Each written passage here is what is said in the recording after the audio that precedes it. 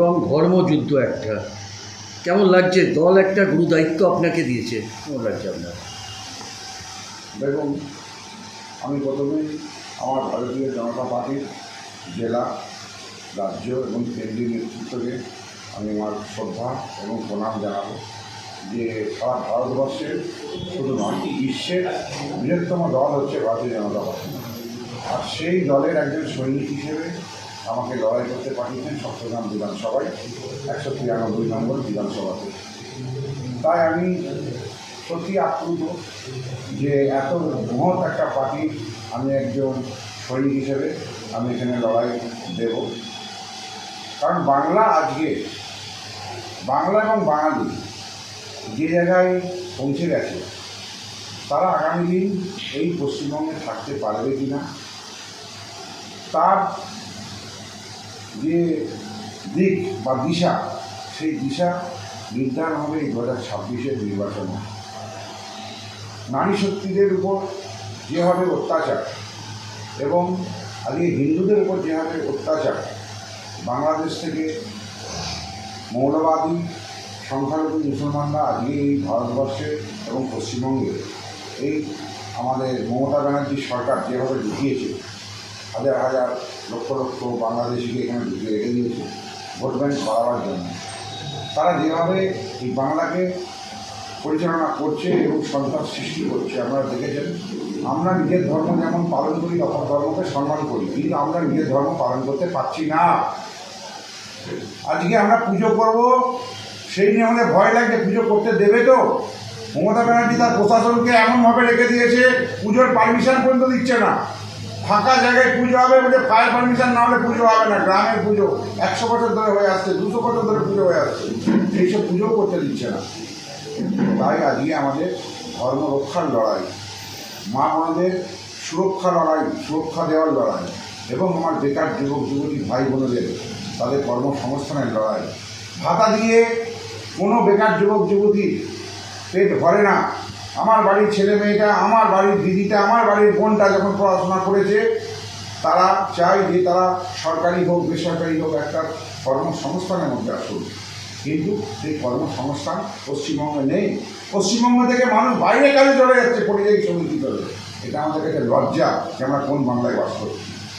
বাংলা থেকে বহু পরিযায়ী শ্রমিক বাইরে চলে যাচ্ছে, আর এখানে দিদিমণি দেখতে পাচ্ছে না। দিদিমণি যেমন ভাতা দিচ্ছি, অসুবিধা নেই, 1,500 টাকা ভাতা দিয়ে একটা MA পাস, BA পাস, উচ্চ মাধ্যমিক পাস ছেলেদের মূল রাখা যায় না।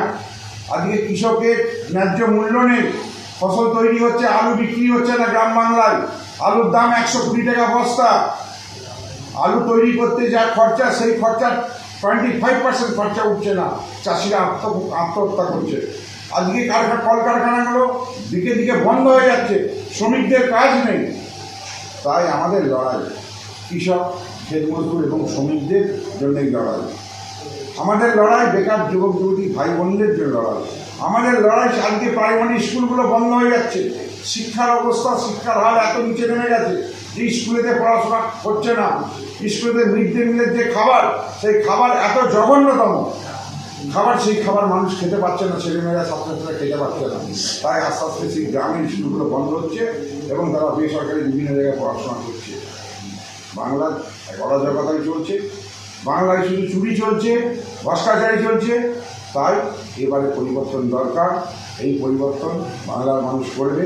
আমরা আশাবাদী যে এই বাংলা, সোনার বাংলা তৈরি করতে পারে একমাত্র ভারতীয় জনতা পার্টি, আমাদের নরেন্দ্র মোদীজি। দিল্লিতে যেমন বিজেপির পার্টি চলছে, নরেন্দ্র মোদীজির সরকার চলছে, তেমনি পশ্চিমবঙ্গতেও নরেন্দ্র মোদীজির সরকার হবে, ডবল ইঞ্জিন সরকার হবে। প্রকৃত উন্নয়ন বাংলার হবে, বাংলা সোনার বাংলা সেই দিনই হবে। তাই 26-এর নির্বাচন বাংলার মানুষ বুঝে নিয়েছে, তৃণমূলকে সরাতে হবে। 26-এর নির্বাচনে তৃণমূলের বিসর্জন, এটা নিশ্চিত ঘন্টা বেড়ে যাবে। না, কী করে আপনার এই ইলেকশনটা ফেয়ার ভোট হবে বলে, যেখানে প্রধানমন্ত্রী যখন ব্রিগেড সমাবেশে আছে তখন দেখা গেছে যে ভারতীয় জনতা পার্টির কর্মীদের উপরে যেভাবে আক্রমণ করা হয়েছে, তাহলে কি মনে করছেন আর কয়েকটা দিন পরেই আপনার নির্বাচন, ফেয়ার ভোট হবে? তাদের ফেয়ার ভোট কখনই হতে দেয়নি। কারণ আমরা দেখেছি ভোটের সময় বিভিন্ন রকম প্রলোভন দিয়েছে রাজ্যের মুখ্যমন্ত্রী। কদিন আগেও দেখেছেন বিয়ে এতদিন হয়েছে, বিয়ে দেয়নি, কিন্তু ভোটের সময় বিয়ে ঘোষণা করেছে, বিভিন্ন রকম প্রলোভন দিচ্ছে। পুলিশ প্রশাসনকে নিজেদের মতো কাজে লাগায়। তাই আমাদের কর্মীরা এখন সজাগ হয়ে গেছে। আমাদের প্রত্যেকটা কর্মীর বাঁচার লড়াই, তার পরিবারকে রক্ষা করার লড়াই। তাই আমরা পুলিশ প্রশাসন যেভাবেই কাজ করুক, আমরা নিশ্চিত এই কর্মীরাই পরিবর্তন আনবে, বাংলায় পরিবর্তন হবে, এই চট্টগ্রাম পরিবর্তন হবে এবং তার সাথে পশ্চিমবঙ্গে পরিবর্তন হয়ে ভারতীয় জনতা পার্টির সরকার হবে। বন্দ্যোপাধ্যায় আপনার যুব ভাতা অর্থাৎ লক্ষ্মী ভাণ্ডার বাড়িয়েছে, তারপরে একটা যুব ভাতা আপনার যুবদেরকে একটা ভাতা দিচ্ছে। আমরা তো ঘোষণা আগেই করে দিয়েছি যে আমরা অন্নপূর্ণা ভাণ্ডার দেব। আমরা 3,000 টাকা করে প্রত্যেকটা পরিবারের মহিলাদেরকে আমরা দেব। আমরা ইলেকট্রিকের বিল ফ্রি করব। আমরা আবাস যোজনা ঘরের টাকা 3,60,000 টাকা করে আমরা দেব। আমরা তাদের স্বাস্থ্যসাথী কার্ডের বদলে আমরা আয়ুষ্মান ভারত কার্ড আমরা দেব, যেখানে 5 লক্ষ টাকা ফেসিলিটি পাবে। ভারতবর্ষের মধ্যে যে কোনো জায়গায় সরকারি এবং বেসরকারি হসপিটালে তারা তাদের রুগীদেরকে নিয়ে গিয়ে সেখানে আমরা বাংলার যারা বেকার যুবক যুবতী আছে তাদের স্থায়ী চাকরির আমরা অঙ্গীকার করছি। ভারতীয় মুসলমান আমাদের সাথে আছে এবং তার সাথে হিন্দুরা তো আমাদের সাথে একজোট বেঁধেছে, হিন্দু ভাই ভাই হিন্দুরা একজোট বেঁধেছে, তাই পরিবর্তন হবে নিশ্চিত। আপনার চট্টগ্রাম বিধানসভা কেন্দ্র, আমার চট্টগ্রাম বিধানসভাতে আপনি নিশ্চিত থাকুন, আমরা বিপুল ভোটে জয়যুক্ত করব। কারণ এখানে নাম ঘোষণার সঙ্গে সঙ্গে মানুষ বুঝতে পেরে গেছে মানুষের যে উচ্ছ্বাস। আপনারা দেখেছেন রাস্তাঘাটে দিল্লি থেকে আমার নাম ঘোষণা হয়েছে, হাজার হাজার মানুষ চারিদিকে কাতারে কাতারে মানুষ দেখা করছে, আসছে। আজকেও আমাদের মিটিং ছিল। তাই এখানে নিশ্চিত ভারতীয় জনতা পার্টির প্রার্থী হিসেবে আমাকে এখানে দান করিয়েছে। আমি এখানে মিনিমাম 30,000 ভোটে আমি এখানে জয়লাভ করব। আর প্রতিপক্ষ হিসেবে কাকে দেখছেন এখানে প্রতিদ্বন্দ্বী? তৃণমূলের প্রতিপক্ষ যিনি এসছেন, আমি কি একটা নাম শুনলাম, ওনার বিদেশ না কি আছে। তো এখানে একটা কথা বলি, বিদেশ যিনি এসছেন তিনি বিদেশে চলে যাবেন। আমার নাম স্বরাজ, মানে স্বাধীন। আমি এখানে স্বাধীনভাবে থাকবো। এখানে স্বাধীনভাবে এই বাংলার এবং চট্টগ্রামের লোকজন এখানেতে চাইবে স্বাধীন কোনো ক্যান্ডিডেট এখানে থাকুন, তাকে স্বাধীনভাবে এখানে ভোট দেবে এবং আমি স্বাধীনভাবে মানুষের পাশে থেকে তাদেরকে সেবা দেবো।